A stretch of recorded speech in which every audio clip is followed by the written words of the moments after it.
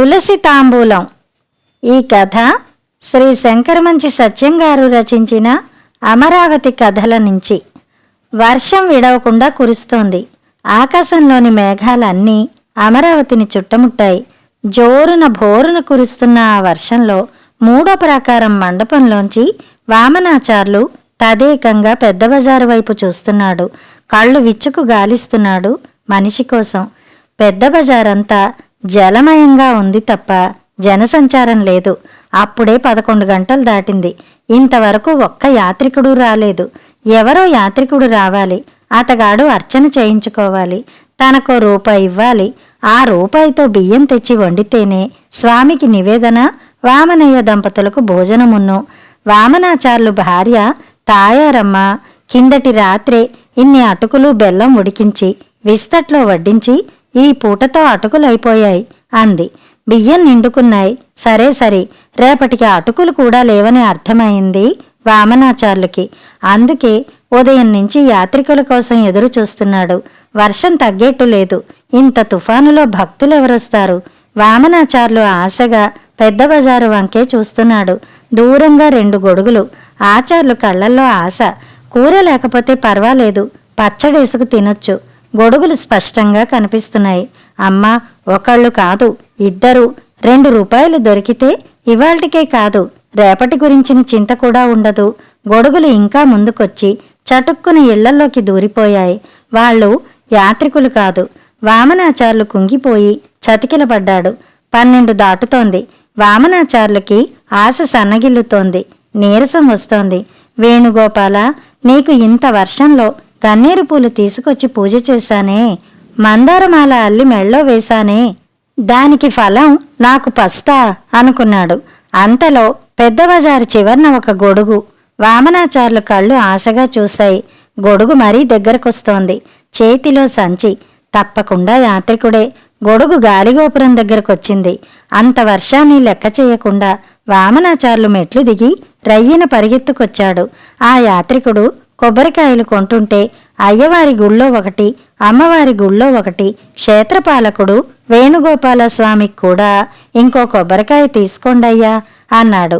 ఆ యాత్రికుడు 2 కొబ్బరికాయలు పళ్ళు తీసుకుని ముందుకు నడుస్తుంటే అతని వెనకాలే క్షేత్రపాలకుడు వేణుగోపాల స్వామి పై ప్రాకారంలోనండయ్యా అంటున్నాడు వామనయ్య.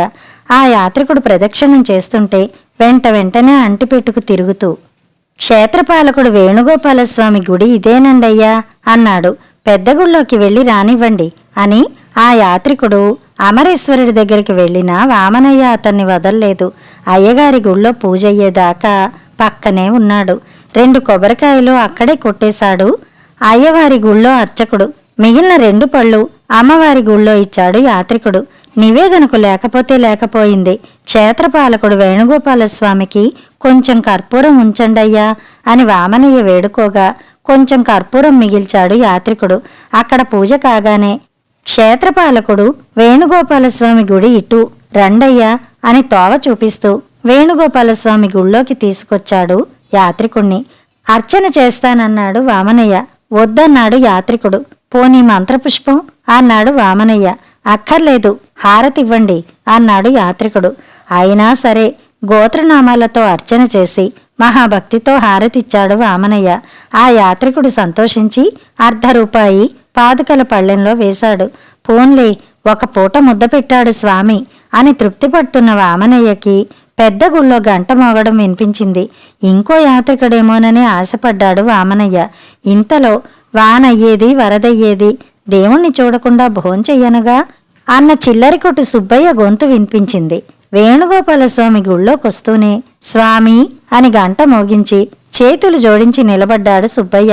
వామనయ్య పాదుకల పళ్ళెం తీసుకొచ్చి పాదుకల సుబ్బయ్య తల మీద పెట్టడంతో పళ్ళెంలో 1/2 రూపాయి తళుక్కున మెరిసింది. తులసిదళం కోసం చేయి చాపవలసిన సుబ్బయ్య చటుక్కున 1/2 రూపాయి లాక్కుని బొడ్లో దోపుకుని బాకీలో జమేసుకుంటానని వెనక్కి చూడకుండా వెళ్ళిపోయాడు. వామనయ్య ఊరందరిలాగే ఉప్పు పప్పు సుబ్బయ్య దగ్గర అప్పు తెచ్చుకుంటాడు. వామనయ్య తెల్లబోయాడు. దిమ్మరపోయి తూలి పడబోయి ద్వారపాలకుడి పక్కనే చతికిలబడ్డాడు. కొంతసేపటికి పెద్ద గుళ్ళో నైవేద్యాలు జరుగుతున్న గంటలు వినిపిస్తే అందులో ఓ అర్చకుణ్ణి పిలిచి, ఇవాళ మా ఇంట్లో ఇబ్బంది అయింది, వేణుగోపాలస్వామి గుళ్ళో కూడా నివేదన పెట్టమని అడిగాడు. అతగాడు నివేదన పూర్తి చేసి వెళ్ళినా వామనయ్య అక్కడి నుంచి కదల్లేదు. కొంతసేపటికి ఆగని ఆ వర్షంలోనే తడుస్తూ నీరసంగా ఇంటికొచ్చాడు. తాయారమ్మ తులసి పూజ చేసుకుని ఇంట్లోకొస్తోంది. భర్త చేతిలోనూ ఏమీ లేదు, చెంగున ఏమీ లేదు. పీట వాల్చు కూర్చోవలసిన ఆయన మంచం వాల్చుకోవడంతో అర్థమైందామెకు. వామనయ్య దగ్గరకొచ్చి తీర్థం ఇచ్చి 4 తులసి దళాలు వామనయ్య చేతిలో పెట్టింది. చెవుల్లో పెట్టుకోవలసిన తులసి దళాలు వామనయ్య నోట్లో వేసుకుని నమలడం మొదలుపెట్టాడు. ఎదురుగా స్తంభానికి ఆను కూర్చుని తాయారమ్మ కూడా తులసి దళాలు నములుతోంది. వాళ్ళు దళాలు ఎలా నములుతున్నారంటే సుష్టుగా పిండి వంటలతో భోంచేసి తృప్తిగా తాంబూలం నమిలినట్టు నములుతున్నారు. అలా నములుతూ ఒకళ్ళని చూసి ఒకళ్ళు నవ్వుకున్నారు.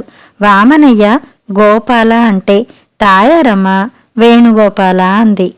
తులసి దళాలు నమలగా నమలగా వాళ్ల నోళ్లు పండాయి. కథ సమాప్తం.